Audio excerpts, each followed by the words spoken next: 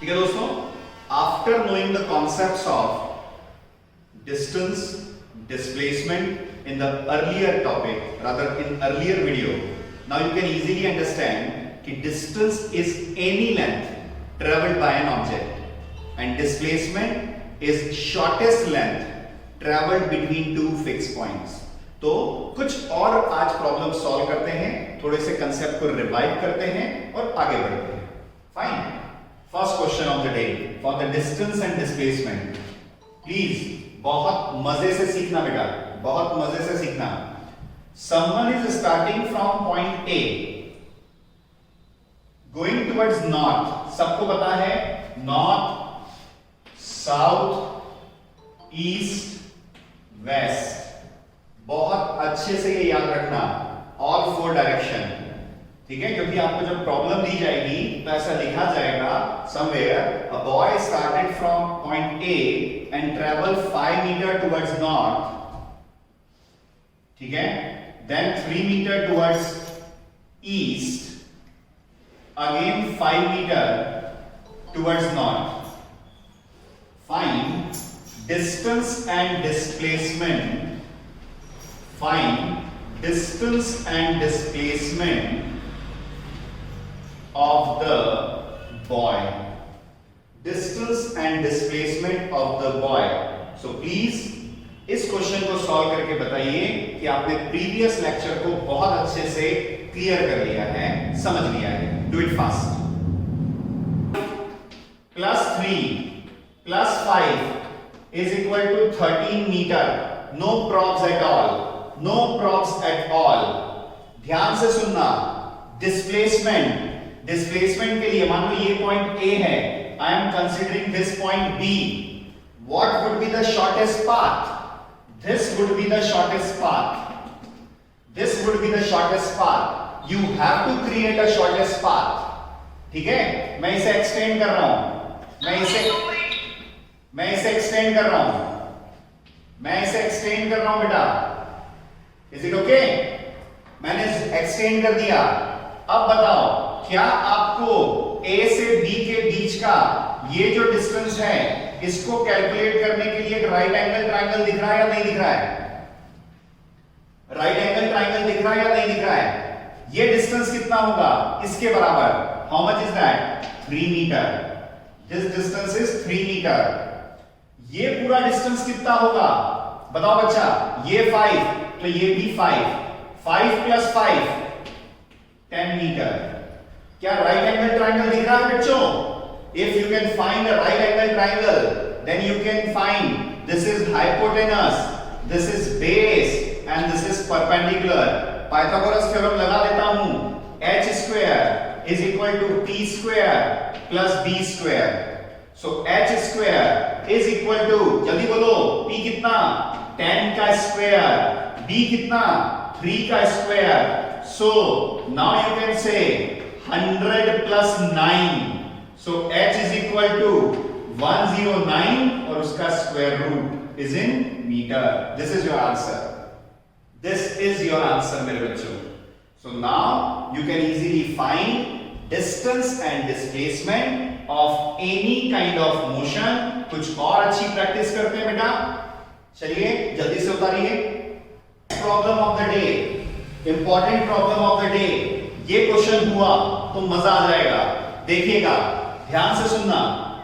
There is a circular path. There is a circular path of radius 7 meter. There is a circular path of radius 7 meter. Got it? Question बहुत अच्छे से सुनना, then solve करना शुरू करना. Reena starts from point A. This is point A. And come back to the same point. Rather came back to the same point in 40 seconds. In 40 seconds. Then find. Please question सुनना. then find her distance and displacement after 140 seconds. After 140 seconds, giving you 2 minutes.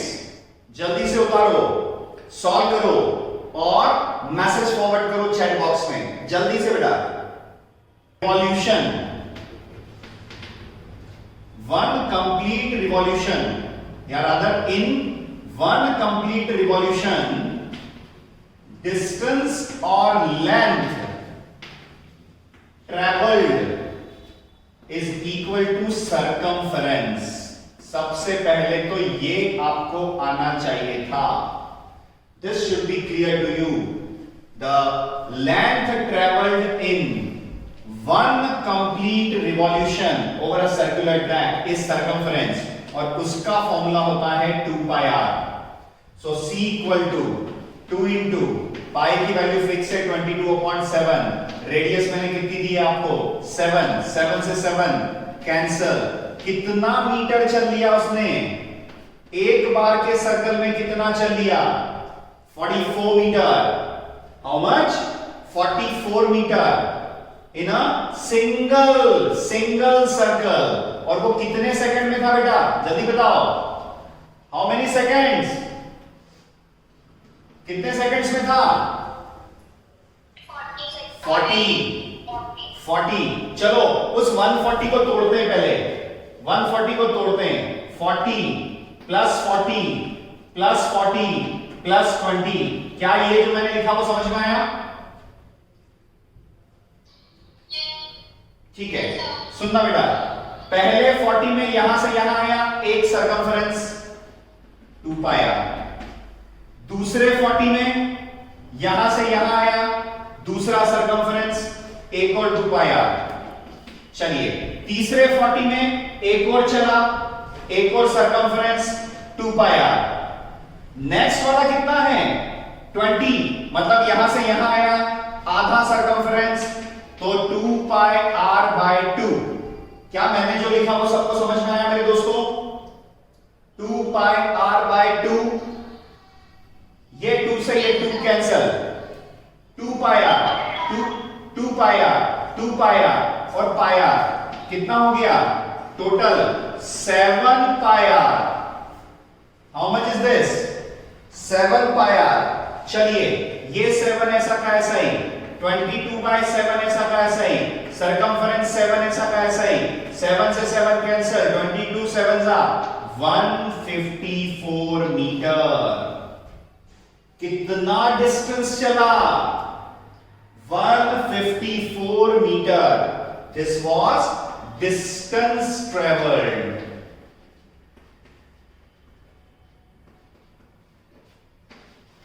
पहला part of the question खत्म हो गया. This was distance traveled.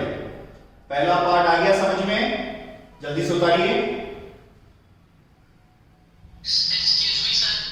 Displacement. अब अगर मैं displacement की बात करूं, ध्यान से समझना, ये best question of the day हो सकता है. इस सेशन का सबसे अच्छा क्वेश्चन हो सकता है. डिस्प्लेसमेंट की बात करूं तो मैं इनिशियल और फाइनल पोजीशन पे बात करूंगा. चलो पहले 40 में यहां से चल के यहीं आ गए, दूसरे 40 में यहां से चल के यहीं आ गए, तीसरे 40 में यहां से चल के यहीं आ गए, लास्ट कितना है 20, तो यहां से चल के यहां पहुंच गए. Let's say this is point B. क्या मान लिया बेटा मैंने? फाइनल पॉइंट क्या हो गया? Point B. तो चले कहां से थे? Initial point was A, final point is B. Now displacement क्या कहता है? Shortest length between initial and final point. चलिए कितने लोग जानते हैं कि इसे क्या कहते हैं? सर्कल का. इसे क्या कहते हैं सर्कल का? डायामीटर. वंडरफुल. और डायामीटर क्या कहता है? अगर ये 7 तो ये भी कितना हो गया? 7. तो टोटल कितना हो गया? So displacement traveled is equal to 14 metre. This is your answer मेरे बच्चों, जल्दी से उतारो।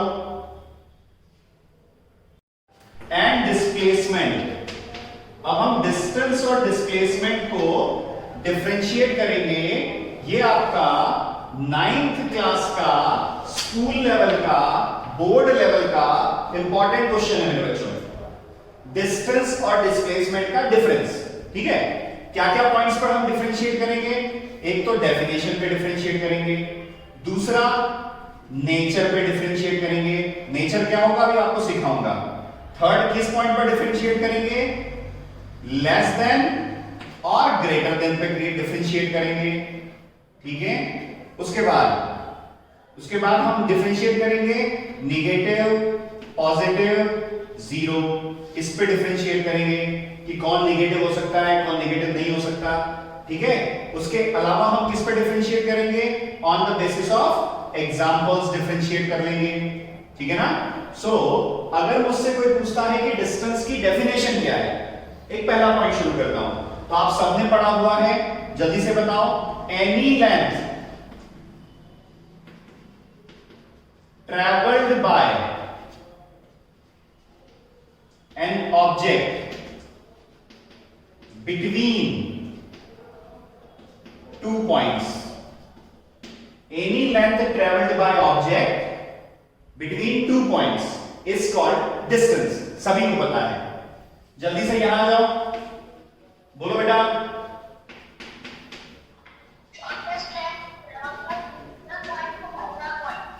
Wonderful, wonderful. Shortest length travelled by an object between two points.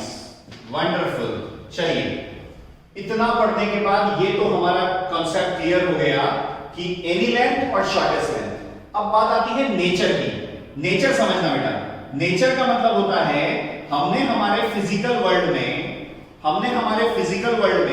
Quantities को दो फॉर्म में डिवाइड किया हुआ है। दो फॉर्म में, एक फॉर्म होता है वेक्टर, एक होता है scalar.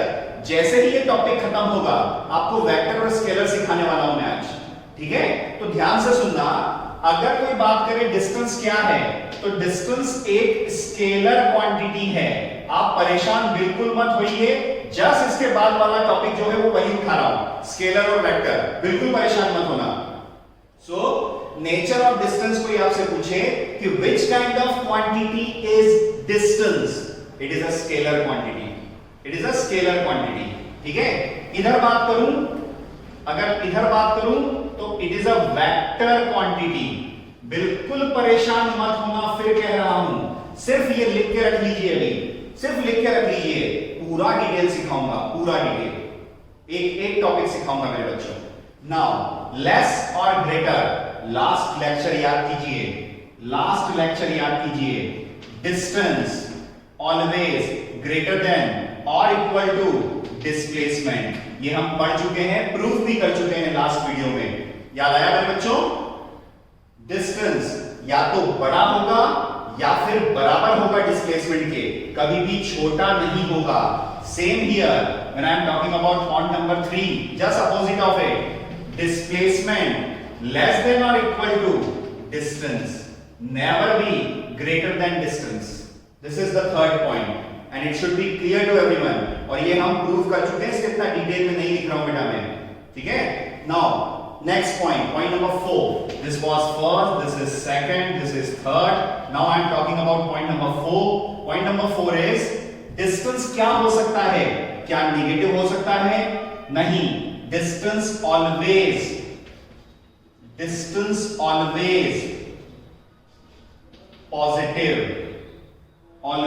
positive in nature. Distance सिर्फ और सिर्फ पॉजिटिव हो सकता है। जीरो हो गया तो सर क्या होगा? जीरो हो गया तो बॉडी चली नहीं रही है। If body at rest then only distance zero. पर हम तो रेस्ट की बात कर ही नहीं रहे, हम तो मोशन की बात कर रहे हैं। And when we are talking about motion, distance is always considered to be positive. डिस्टेंस हमेशा पॉजिटिव रहने वाला है। Now here is displacement. ध्यान से समझना मेरे बच्चों, displacement may be, ध्यान से सीखना, पॉजिटिव, निगेटिव और जीरो। डिस्प्लेसमेंट में बी पॉजिटिव, निगेटिव और जीरो। ठीक है, ये पॉइंट आपके लिए काम का है और इसका एक्सप्लेनेशन जब वेक्टर सीख जाओगे ना अपने आप आ जाएगा। जब वेक्टर सीख जाओगे तो अपने आप आ जाएगा। ये तो आप पढ़ चुके हो, याद करो वो स्क्वायर वाला एग्जांपल। अगर फार्मर यहां से शुरू करता है, बी से होते हुए, सी से होते हुए, डी से होते हुए, यहां से शुरू करके वापस यहीं आ जाता है, बोलो उसका डिस्प्लेसमेंट क्या बोलोगे? बोलो उसका डिस्प्लेसमेंट क्या बोलोगे? जीरो। रीजन, इनिशियल और फाइनल पॉइंट उसके सेम हैं। उसका रीजन आपको पता है, इनिशियल और फाइनल पॉइंट सेम है। तो सुनो बेटा, एक एक पॉइंट क्लियर कर लिया हमने और हर पॉइंट का लॉजिक आपके पास है। अगर नहीं आ रहा हो तो प्लीज कमेंट, प्लीज मैसेज। ठीक है, last point, if I am talking about example, तो एग्जांपल में यदि मैं ऐसा कोई एग्जांपल लूं, समझना बेटा, this is a triangular path A B C. Person is traveling from A to B and B to C. Person is traveling from A to B and B to C. तो बताइए distance क्या travel किया? AB plus BC.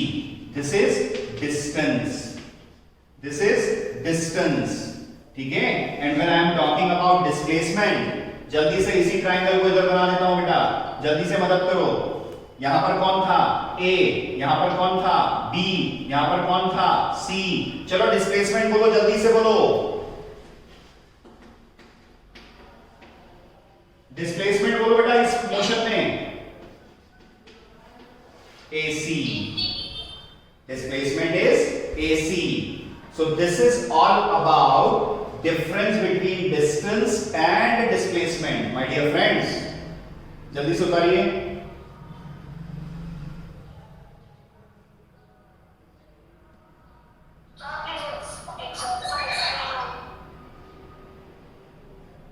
So now we are going to discuss scalar and vector quantity. Scalar और vector quantity क्यों बनाई गई, पहले तो ये समझते हैं। ये जो पूरा फिजिकल वर्ल्ड है, ठीक है, इस फिजिकल वर्ल्ड को एक्सप्लेन करने के लिए, इस फिजिकल वर्ल्ड को एक्सप्लेन करने के लिए हमने by human itself, rather by human himself, हमने क्या बनाया? फिजिक्स बनाया। हमने क्या बनाया? मैथ्स बनाया। हमने क्या बनाया? केमिस्ट्री बनाई। हमें कोई बताने थोड़ी ना आया, हमने खुद ने अपनी क्वांटिटीज को, अपने सराउंडिंग को, अपने वर्ल्ड को एक्सप्लेन करने के लिए ये सब क्रिएट किया है। सो ये फिजिकल वर्ल्ड भी हमारा क्रिएटेड वर्ल्ड है, ठीक है ना। और जब हम इस फिजिकल वर्ल्ड को क्रिएट करने गए तो हमने एक फॉर्मेट तैयार किया कि the physical quantities which are associated with physical quantities which are associated with physical world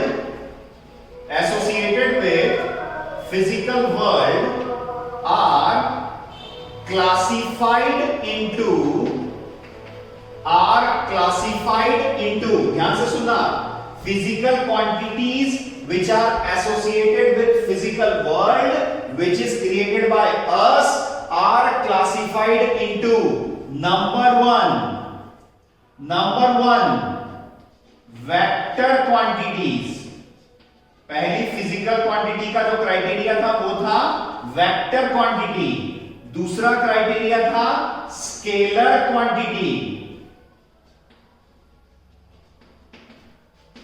और कई बार आप इसको अवॉइड करते हो, पर मैं तो पढ़ाता हूं द थर्ड क्वांटिटी, है ना, फिजिकल क्वांटिटी का जो थर्ड टाइप है that is tensor quantity. Tensor quantity ये आपको कोर्स में नहीं है, आपको सिर्फ वेक्टर और स्केलर है, पर आदत खराब है। This is foundation. So tensor quantity. So overall कितने टाइप की क्वांटिटीज हो गई इस फिजिकल वर्ल्ड में? Vector quantity, scalar quantity, tensor quantity. अब एग्जांपल्स के साथ आपको इनको सिखाते जाऊंगा बेटा मैं, एग्जांपल्स के साथ यू कैन इजीली फाइंड। जल्दी से ये उतारिए फिर आगे बढ़ते हैं। रादर वेक्टर क्वांटिटी, पहले डेफिनेशन लिख लेते हैं फिर विद एग्जांपल सीखेंगे। वेक्टर क्वांटिटीज लिखते जाइएगा बेटा। दोज क्वांटिटीज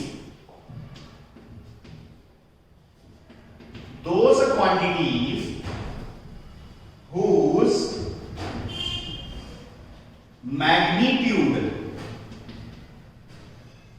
magnitude का मतलब होता है value, whose magnitude and direction, whose magnitude and direction both are fixed,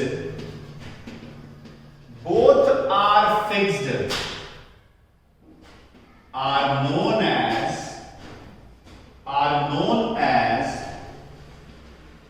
vector quantities, are known as vector quantities। ऐसी क्वांटिटी जिनकी वैल्यू भी फिक्स हो और डायरेक्शन भी फिक्स हो, उन्हें बोलते हैं वेक्टर क्वांटिटीज। ध्यान से सुनना, इसको कैसे एक्सप्लेन करूंगा बेटा, ध्यान से सुनना, इसको कैसे एक्सप्लेन करूंगा। पहला एग्जांपल ले रहा हूं, फर्स्ट एग्जांपल ले रहा हूं। The first example is displacement. क्यों? क्योंकि आपको मैं लिखवा चुका हूं कि displacement is a vector quantity, तो मैंने डिस्प्लेसमेंट का एग्जांपल ले लिया। ध्यान से समझना। पर्सन, अगर मैं बात करूं तो ये तो आप सबको पता है कौन सी डायरेक्शन क्या है। दिस इज साउथ, नॉर्थ, इधर क्या है ईस्ट, इधर क्या है वेस्ट। ध्यान से समझना प्लीज। हाँ बच्चा, अगर कोई आपसे ये कहे कि पर्सन जो है यहां से शुरू हुआ, इधर गया और फाइनली यहां पर कंप्लीट किया, ये वैल्यू 5, ये वैल्यू 4, ये वैल्यू 5। सबको पता है कैसे निकालना है डिस्टेंस और डिस्प्लेसमेंट, सबको पता है। जस्ट इसके पहले ही हमने अभी आज का पहला क्वेश्चन यही किया था। ये मैंने इसको कनेक्ट किया, ये मैंने इसको ऐसा किया, ठीक है मेरे बच्चों। ये 5 तो ये भी 5, ये टोटल कितना हो गया 10 मीटर, ठीक है ना। ये 5 मीटर था तो ये भी 5 मीटर हो गया, ये भी 5 मीटर था तो 5 और 5 10 मीटर हो गया। ये 4 मीटर तो बेस भी कितना हो गया बेटा 4 मीटर। चलो पाइथागोरस थ्योरम लगाते हैं, डिस्प्लेसमेंट निकालते हैं। डिस्प्लेसमेंट निकालने के लिए मुझे इसको एक राइट एंगल ट्रायंगल कंसीडर करना पड़ेगा। This is of 4 metre, this is of 10 metre, this is hypotenuse. अगर मैं निकालने जाऊं और प्रोसेस करूं तो 10 का स्क्वायर प्लस 4 का square is equal to h का square. So h square is equal to 100 plus 16 that is 116 metre, but h is equal to under root of 116 metre. क्या ये समझ में आया है? सर ये तो हम पहले भी कर रहे थे, ये वेक्टर का क्या फंडा है? ध्यान से सुनना, यहीं से दुनिया बदलेगी। प्लीज सुनना। अब मुझे बताओ, आपने डायरेक्शन कैसे निकाली? ऐसी, समवेयर हियर। आपकी जो डिस्प्लेसमेंट की डायरेक्शन है वो ऐसी जा रही है, नॉर्थ और ईस्ट के बीच में। देखो, नॉर्थ और ईस्ट के बीच में जा रही है। सुनना, कैसे लिखोगे किसी वेक्टर क्वांटिटी को कभी लिखोगे तो ध्यान से सुनना, इसी को यूज करूंगा। ध्यान से सुनना, रूट 116 मीटर। ये रूट 116 क्या है? ये रूट 116 उसका मैग्नीट्यूड है। हो गई पहली चीज क्लियर। ये रूट 116 उसका मैग्नीट्यूड है। ये मीटर क्या है? ये मीटर उस क्वांटिटी की यूनिट है। ये मीटर उस क्वांटिटी की यूनिट है। आगे एक्सप्लेनेटरी करने के लिए क्या करना पड़ेगा? ध्यान से सुनना, towards north east, towards north east. ये जैसे ही मैंने लिखा तो ये क्या हो गया? ये क्या हो गया? उस क्वांटिटी की डायरेक्शन। अब मुझे बताओ, अब आप कह सकते हो ना कि ये जो हमारा रिप्रेजेंटेशन है ये एक वेक्टर क्वांटिटी को बता रहा है। क्यों? क्योंकि मैग्नीट्यूड भी आ गया, डायरेक्शन भी आ गई। मैग्नीट्यूड भी आ गया, डायरेक्शन भी आ गई। नाउ व्हाट यू से, अब समझ में आया डिस्प्लेसमेंट वेक्टर क्वांटिटी क्यों है? बिकॉज डिस्प्लेसमेंट की डायरेक्शन फिक्स है, डिस्प्लेसमेंट की डायरेक्शन फिक्स है। ठीक है बेटा। सो अगला एक और केस सुनना, ऐसा ही एक और एग्जांपल ले रहा हूं। मान लो मैंने नंबर लाइन ले ली, सबको पता है ये पॉजिटिव एक्स एक्सिस है, ये पॉजिटिव वाई एक्सिस है, सबको पता है। ध्यान से सुनना, let's say person starts from here and ends here. मान लो ये जो डिस्टेंस है इट्स 10 मीटर, इट्स 10 मीटर। कैसे लिखूंगा? 10 metre on plus X axis, 10 metre on plus X axis. ठीक है बेटा।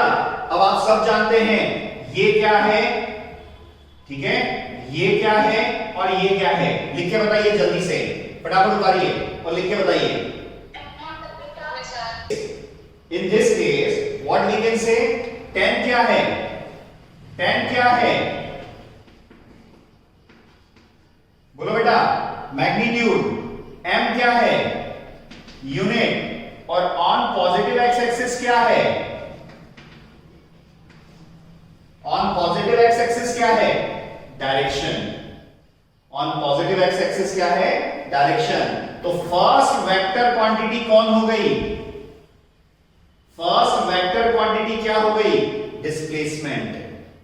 और भी वेक्टर क्वांटिटीज हैं? हाँ हैं, हाँ हैं। लिस्ट बनाइए बेटा, मेरे साथ साथ लिखिए, जल्दी से लिखिए। पहला जो आप पढ़ चुके हो, important vector quantities, displacement, velocity, acceleration, force, momentum, impulse, angular momentum,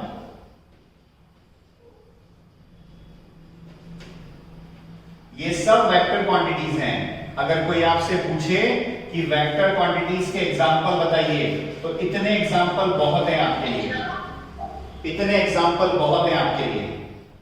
displacement, velocity, acceleration, force, momentum, impulse, angular momentum. जल्दी से उतारिए। Representation of vector quantities, representation of vector quantities. कोई भी अगर वेक्टर क्वांटिटी है तो उसको रिप्रेजेंट करने के लिए, मान लो ये a एक वेक्टर क्वांटिटी है, तो there must be arrow, rather an arrow on its upper side. ये जो एरो होता है, दिस एरो रिप्रेजेंट